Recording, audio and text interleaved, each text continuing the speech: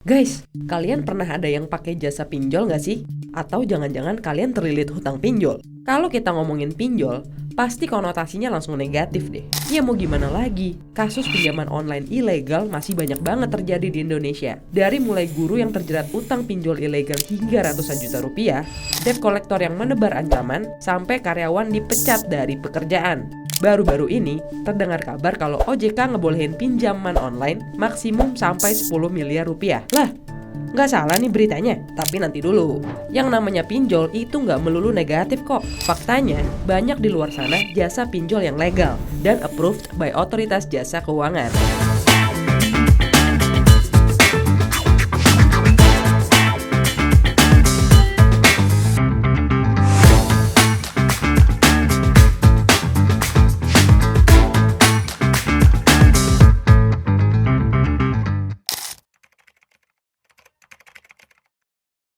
Fintech peer-to-peer lending atau bahasa kerennya pinjol nggak melulu negatif dan menakutkan. Fintech ini sebenarnya punya tujuan yang mulia loh, yaitu untuk memudahkan masyarakat dalam mengakses produk-produk keuangan dan menyederhanakan proses transaksi dengan penggunaan teknologi.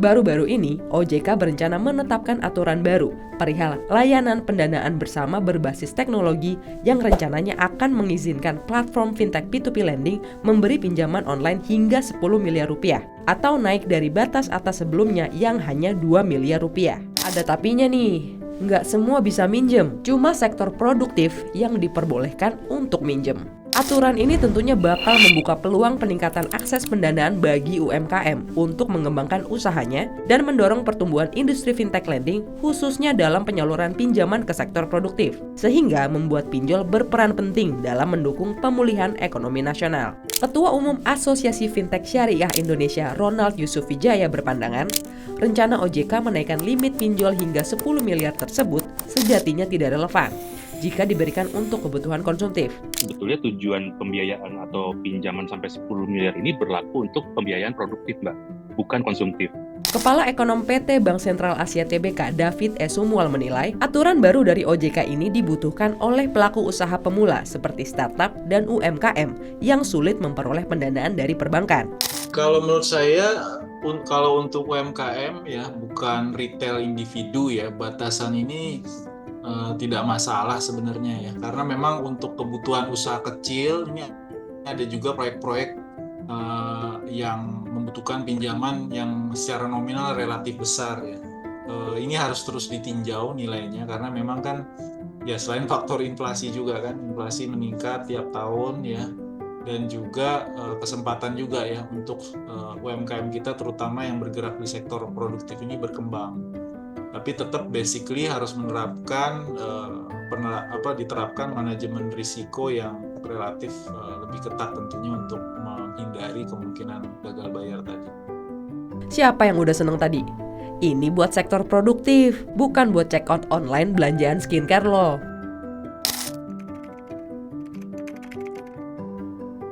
Perlu dicatat bahwa kenaikan batas pinjaman sampai 10 miliar rupiah itu ada syaratnya. Pertama, kenaikan batas pinjaman hanya untuk pendanaan produktif, bukan konsumtif. Kedua, penyelenggara memenuhi kriteria tertentu, seperti memiliki rasio TWP 90 maksimal 5%. Ronald juga bilang, tidak semua fintech P2P lending berhak memberikan pinjol dengan limit 10 miliar rupiah dari OJK. Jadi OJK itu memberikan syarat, tapi ini belum final ya, hanya bisa memberikan 10 miliar kalau platform tersebut TKB atau tingkat keberhasilan bayarnya itu lebih dari 95%. Dengan kemudahan yang diberikan dalam mendapatkan dana pinjaman, jangan sampai terlena dan meminjam lebih dari yang dibutuhkan. Hitungannya, total pinjaman yang diperbolehkan adalah maksimal 30% dari total penghasilan. Jangan pinjam untuk kebutuhan konsumtif, dan jangan lupa untuk pertimbangkan cicilan lain yang harus dilunasin.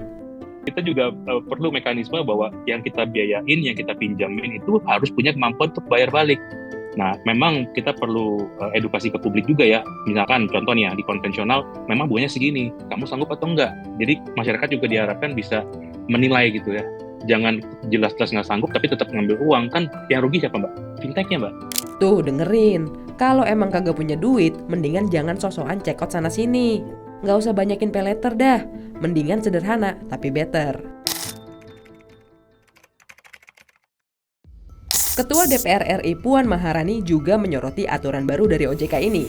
Puan mengingatkan seluruh pemangku kepentingan terkait agar aturan yang dibuat harus mengutamakan keamanan dan perlindungan masyarakat. Menurutnya, kondisi masyarakat Indonesia saat ini masih kurang mendapatkan literasi komprehensif terkait aturan pinjol. Sehingga masih banyak masyarakat yang terjebak utang pinjol lalu berakhir dalam situasi menyulitkan. Untuk itu, pemerintah diharapkan harus lebih tegas dalam mengatur kebijakan terkait pinjol ini. Namun, Chairman AFPI Encik S. Jafar berkata lain. Walaupun dunia fintech ini dianggap masih relatif baru, menurutnya, market sudah terbekali dengan adanya aturan baru OJK soal pinjaman 10 miliar rupiah ini. Ini memang industri ini kan masih baru ya. Sangat baru dibanding kalau bank dan multifinance ataupun industri yang lain ya. Tetapi market sebenarnya sudah siap dari awal dengan adanya aturan-aturan POJK 10 kemarin, terus aturan perlindungan konsumen, terus kita ada aturan lagi masalah perlindungan data pribadi dan seterusnya.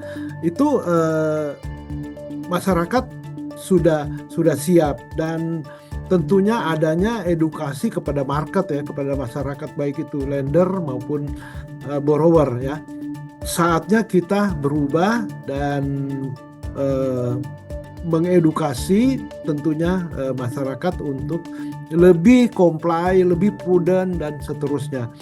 Nah, pas banget nih, pada Kamis 24 Juni 2024 kemarin, Mahkamah Agung akhirnya mengabulkan kasasi yang diajukan 19 warga negara atau citizen lawsuit terkait praktik pinjol. Dalam putusannya, MA menghukum Presiden, Wakil Presiden, dan Ketua DPR RI untuk melakukan supervisi terhadap Ketua Dewan Komisioner OJK dan Menkominfo untuk membuat peraturan yang menjamin perlindungan hukum bagi seluruh pengguna aplikasi pinjaman online dan masyarakat. Majelis Hakim meminta OJK untuk mengatur batasan pengambilan akses data pribadi hanya pada kamera, mikrofon, dan location. Dalam hal terdapat akses di luar ketentuan tersebut, masyarakat pengguna aplikasi pinjol dapat menolak akses tanpa mempengaruhi kelayakan pengajuan pinjaman. Lalu, OJK juga diminta untuk mengeluarkan larangan tegas dan sanksi terhadap penyebaran data pribadi seluruh pengguna aplikasi pinjol. Tapi OJK dengan Asosiasi Fintech Pendanaan Bersama Indonesia ngeklaim keputusan MA tersebut terlambat karena mereka mengaku sebenarnya sudah menerapkan apa yang diminta oleh MA. Chairman AFPI Encik S. Fajar mengatakan, OJK mewajibkan setiap platform fintech untuk memberikan literasi keuangan kepada calon peminjam. Apa yang disampaikan oleh MA menurut saya itu udah out of date. Artinya, semua yang disampaikan itu sudah diatur oleh OJK, sudah dilaksanakan oleh OJK dan Kominfo. Ingat, pinjol itu kayak pisau bermata dua. Bisa bantu banyak, tapi juga bisa nyakitin. Pinter-pinter deh milih dan pakainya.